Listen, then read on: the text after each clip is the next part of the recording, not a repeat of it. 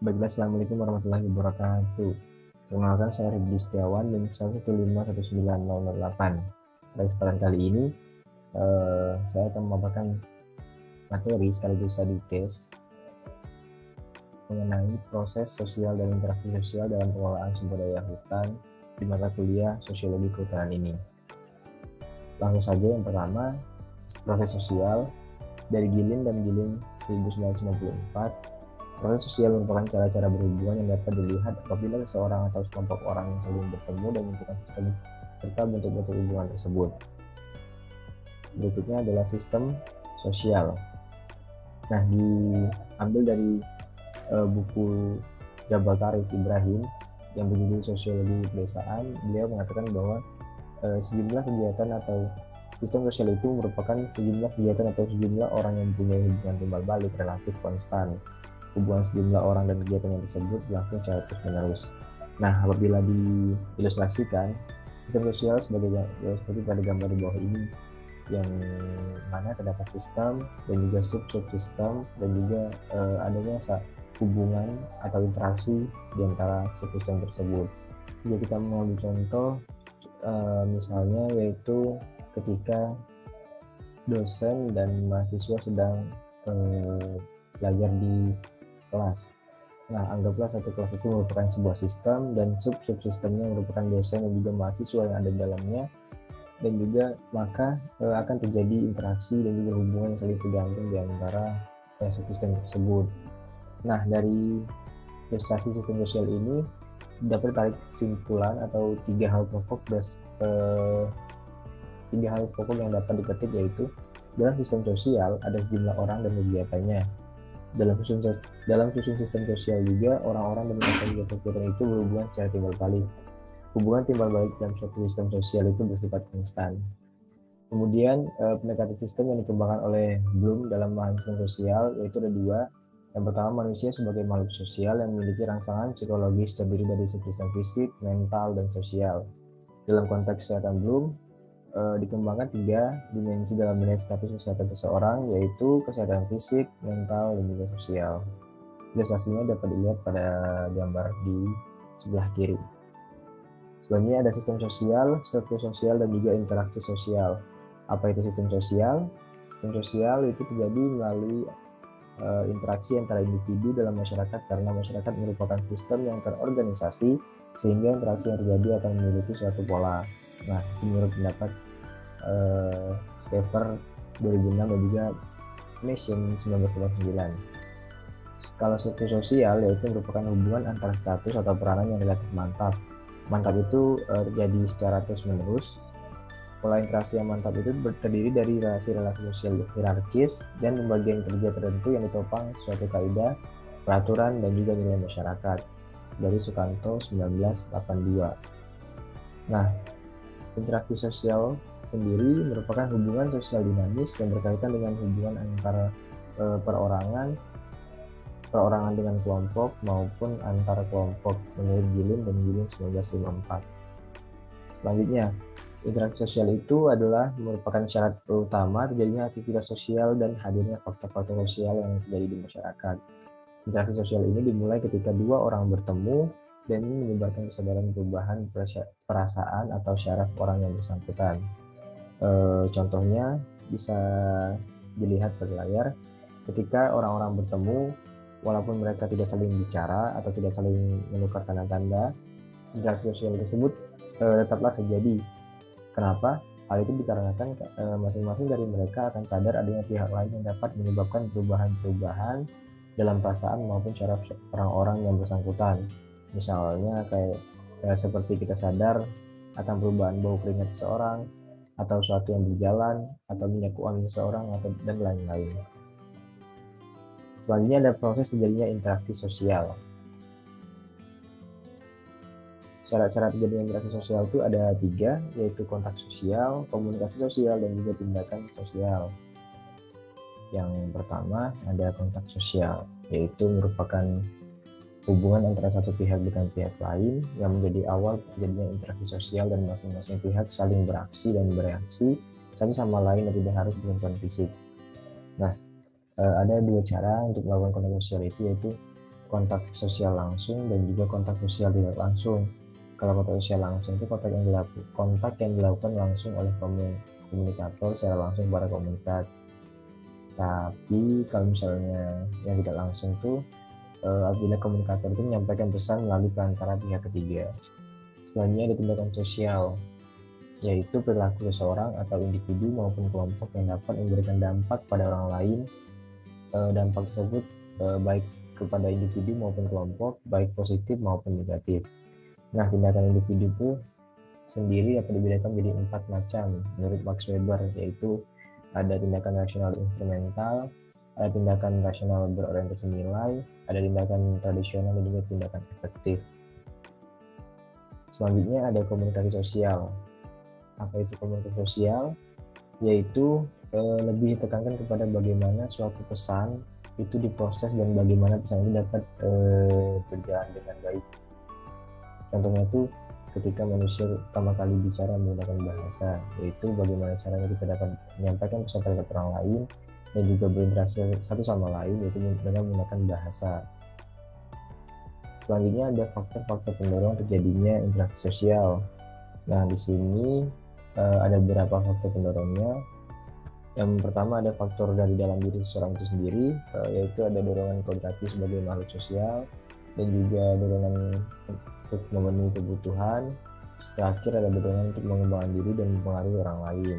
Kalau faktor dari luar diri seseorang tersebut adalah interaksi sosial selalu terjadi karena ada aksi relasi di antara pihak-pihak yang ada di dalamnya.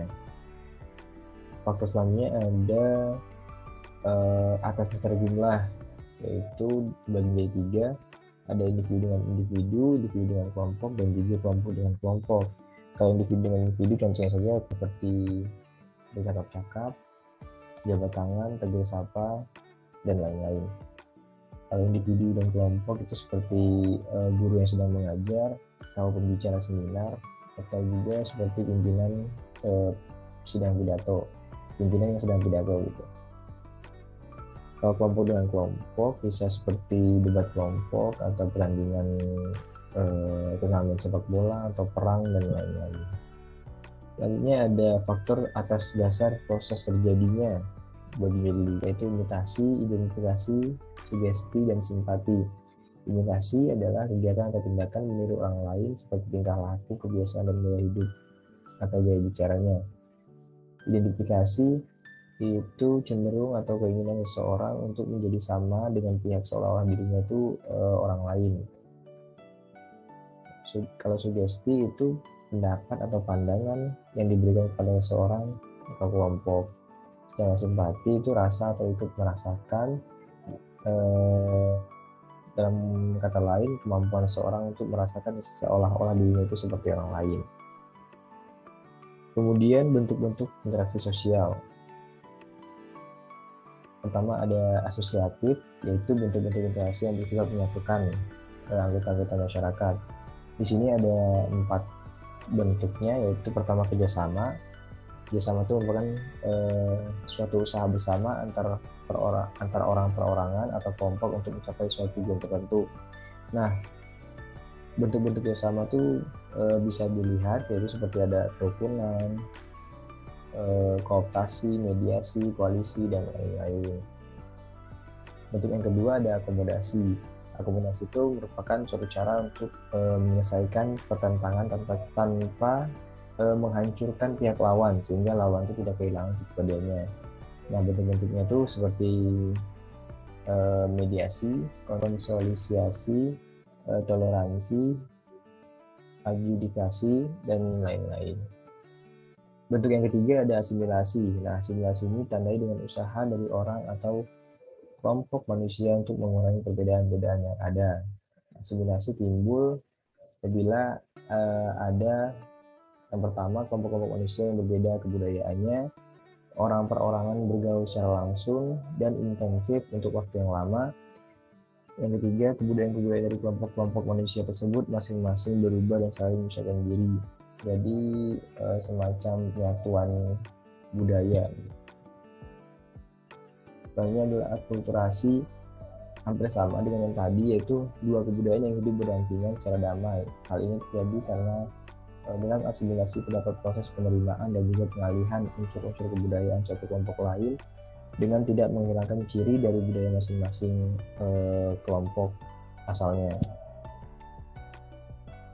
Kemudian ada yang namanya proses disosiatif, lawan dari asosiatif tadi, yaitu cara yang bertentangan dengan seorang atau kelompok untuk mencapai suatu tujuan.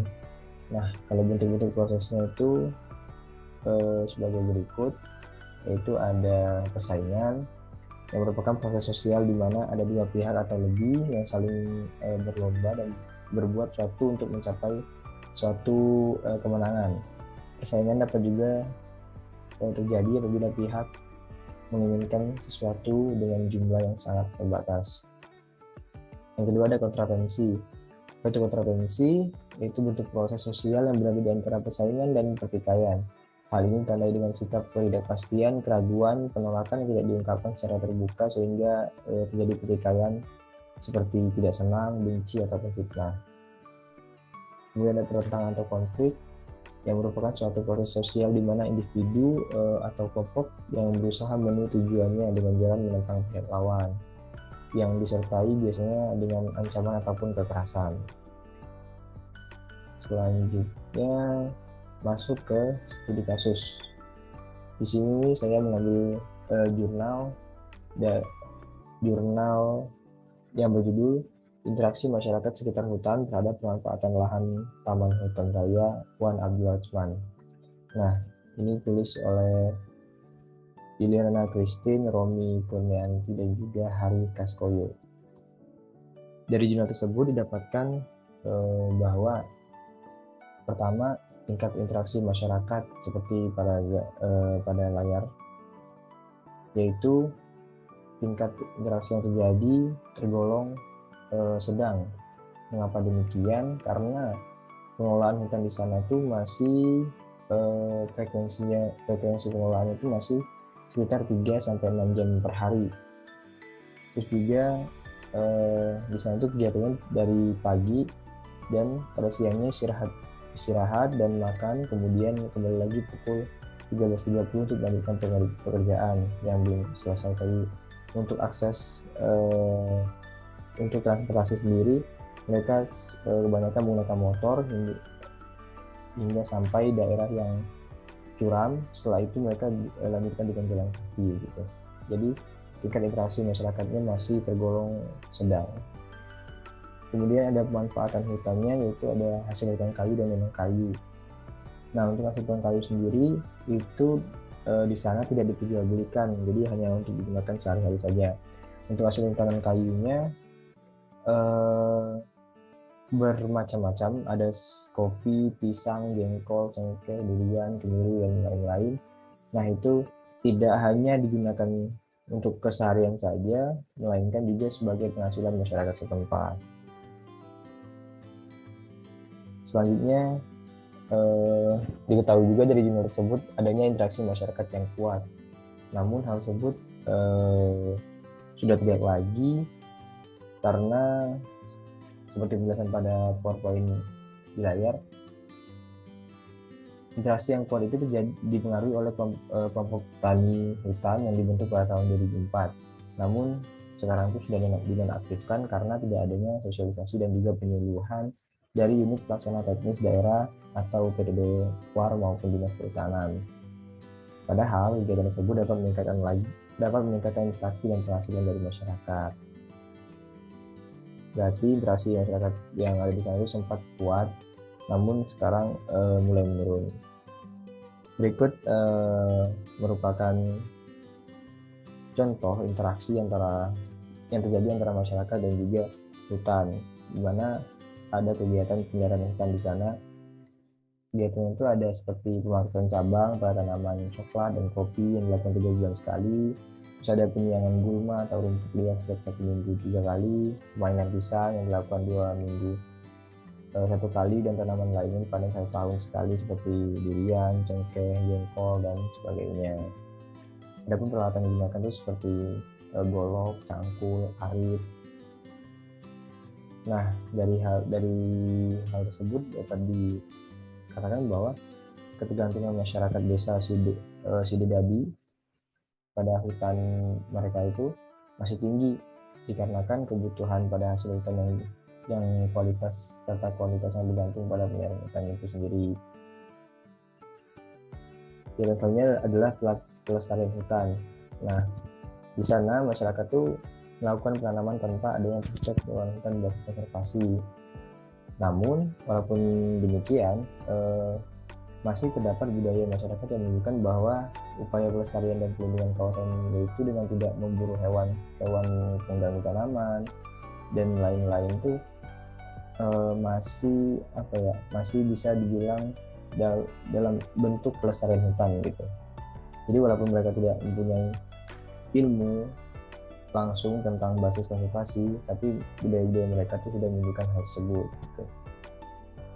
Berikut merupakan tabel karakteristik responden berdasarkan tingkat interaksi masyarakat di sana. Karakteristiknya ada seperti lamanya tinggal di sana, pendidikan, jenis kelamin, tempat tinggal, yang sampingan. Selanjutnya ada faktor-faktor yang mempengaruhi interaksi masyarakat sekitar dengan Tahura Wan Abdul Latsman ini. Yang pertama adalah luas garapan, dan yang kedua ada pendapatan. Dapat dilihat pada tabel untuk luas lahan garapan, yaitu